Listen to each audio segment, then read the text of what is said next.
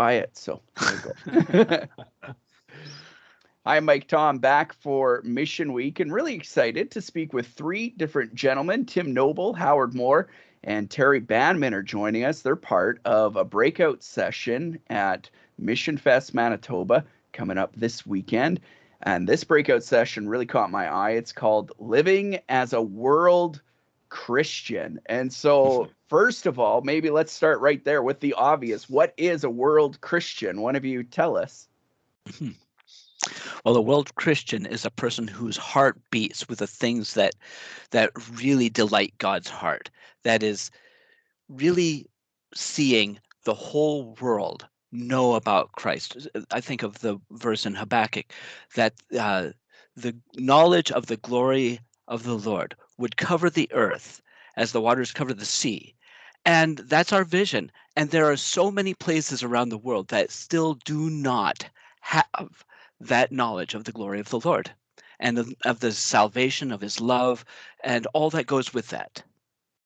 That's really interesting because one of the things I think I see growing in a number of people maybe is, does that matter? And they'll say they're a Christian, right? But well, do we need to go to all these places to tell people about Jesus? And so maybe that heartbeat of a world Christian isn't quite as strong as it used to be. Is that what you're seeing as well? And does it matter still?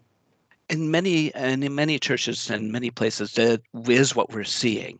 But there is a movement among a lot of people to say, yeah, this really does matter, and that they do need to know Christ.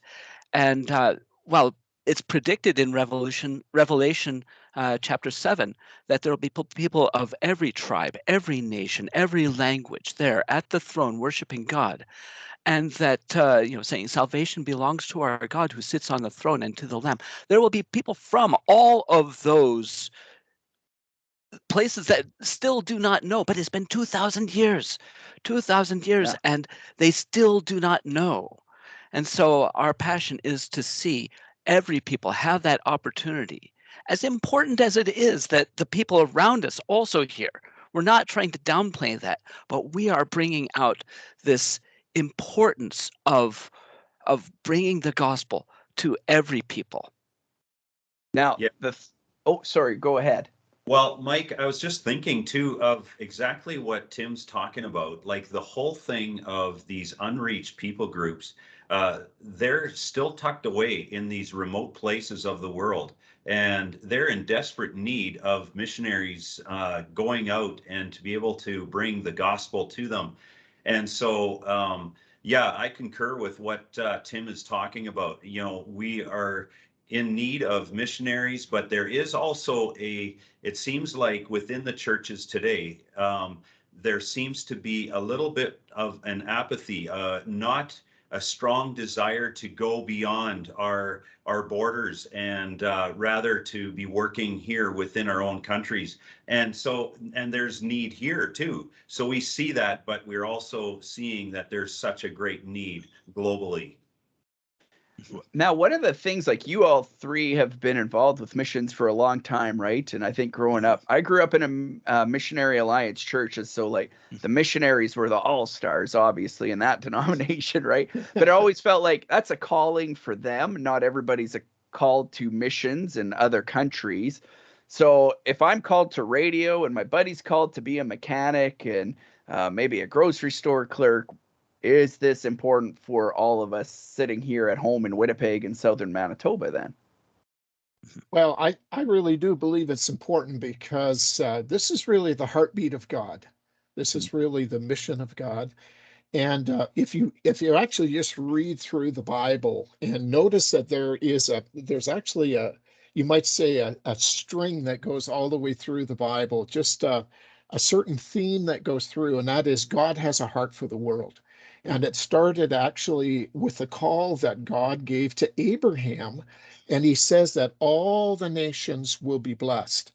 And I think the plan has been God has wanted his people to be as concerned about seeing that particular mission accomplished as he himself, and he's called us to be involved.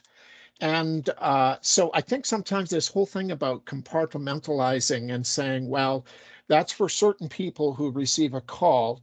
That may be for certain people who go, but there are many ways that God actually mobilizes and wants his church to be mobilized in helping to accomplish the task.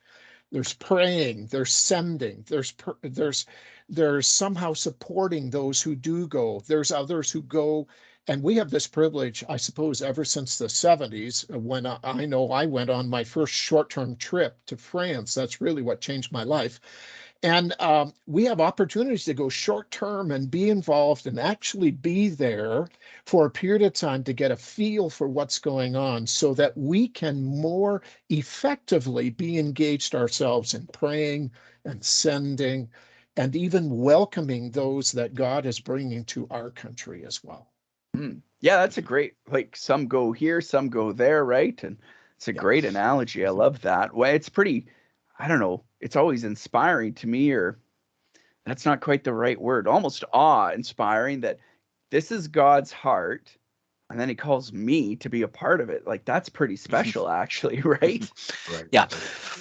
But there can be a danger in that as well, in kind of elevating the missionary up to a certain point, and there's a danger in that because all of us play an important role. And if we elevate the missionary too high, and okay, fine, we play a role, but every person has a role that's important. I was talking with some supporters several years ago, and they're talking about how you're the one who goes, you're on the front lines, and I said to them, well, no, you play an important role also. Everybody, that prayer is important, that sending is important, the welcoming role is important. The the community, it's like the Lord of the Rings, where everybody they play a role, and they've all got this place. And they said, yeah, but you're Frodo. I hope not. But anyway, so that's, everybody does have a role, and if we leave it to a small number, then we'll end up with a situation that happened for 275 years after the Reformation. 275 years, almost no missions. Wow. From the Protestant Church, from Martin Luther to William Carey, almost nothing. And you've got to have mobilizers, but you have to have everybody engaged in one way or another. And that next century after William Carey was known as the Great Mobilization, Great Mission Century. And so much has happened there and still continues. And yet, could we lose that? Speaking of everybody and the roles that we have to play, what I find really interesting is here we have three men from three missions organizations. You would think competitors, right? But we're seeing you three working together doing this breakout session at MIssionfest. Talk a little bit about the importance of cooperation in missions. Well, actually, a few years ago, I would say for years now, a lot of people are not aware of this, but mission agencies have come to realize that we are actually peers. We're actually working together. We're not in competition because we have one master who's given us one mandate, and we have a role to play together in doing it. But I think it's even more important today, I find, over the years that I've been involved with missions. In the past, it was a little bit more where people were already thinking about world missions. They were already thinking about reaching the globe. And so when they would sit down and talk with somebody like us from a mission organization, they'd be talking about, what do you do? And kind of comparing that with maybe another organization so they could decide which one to go to. Now, we still do that. We exchange information back and forth, and if it's better for someone to go with another organization, because it's like a family, maybe just a little different than the other one, then that's fine. We can work together. But I think another reason that brings us together is realize that we stand together to say, let's not forget the rest of the world, as we are so preoccupied with our own situation of our own needs, our own church needs, etc. Let's also realize how important that is. So a couple of years ago, we actually started coming together even more organizationally in some ways. We still are our own mission, but we are networking together here in Canada. And there's over 20 organizations that have come together now, mission agencies, who have the same, that mandate of making disciples of all nations, particularly those areas of the world where there are groups of people who have never heard the gospel, or the number of believers in that particular group are so small, they still need help from the outside to really help them get established and flourishing. And we've started a kind of a cooperative together. It's called the Great Commission Cooperative, or Great Commission Co-op. And we work together in mobilizing, going to churches, going to Bible colleges, seminaries across Canada, just being involved in telling the story about what God is doing, but what God yet wants to see done around the world.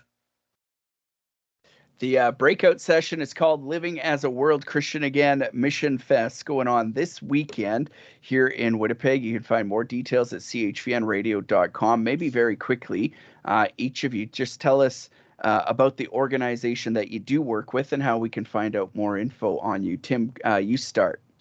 Yeah, I'm Tim Doble, and I'm with OMF International. And the website, oh, goodness, omf.ca will get you there. And omf.org/ca is another way to get to the OMF website. Or you can contact me directly. If you want a phone number, okay, Sure. 204-881-6011. And I'd be glad to talk with anybody about OMF missions in East Asia. And yeah. Perfect. Howard, how about you? Yeah, I'm with Greater Europe Mission, it's called. And as the name would suggest, we work in Europe. We're not saying we're a greater mission than anyone else. It's a broad definition of Europe. Okay, so that's why we call it Greater Europe Mission, or GEM. It's known. Our website is www.ge and then the word mission, gemission.ca. And I'd be delighted. Check on our website there. Lots of information, but also if you want to talk to me, 204 513-1312. I'd be delighted to talk to anybody about that. Nice. Howard, I'm ordained by a denomination called the Canadian Baptists of Western Canada, and I always tell people, and that's in Canada, just in case you didn't know, so it's in the name twice. So, Terry, how about you, Terry? All right. Yeah. I work with a mission organization called Ethnos Canada, formerly known as New Tribes Mission. So Ethnos Canada works in 30 plus different countries of the world, and we've been around since 1942. Our focus would be reaching the unreached. It could be the tribal or very remote people groups of the world. And our desire is to see that there will be a church planted, a thriving church, that they will have a proper discipleship, that there will be a Bible translation, also that we can be putting into the hands of these believers of this church, and then for them to see that they're actually going out and doing the work that we were doing. We left our comfort and went to them. Are they willing to go somewhere else, if it's a neighboring village or to another language group?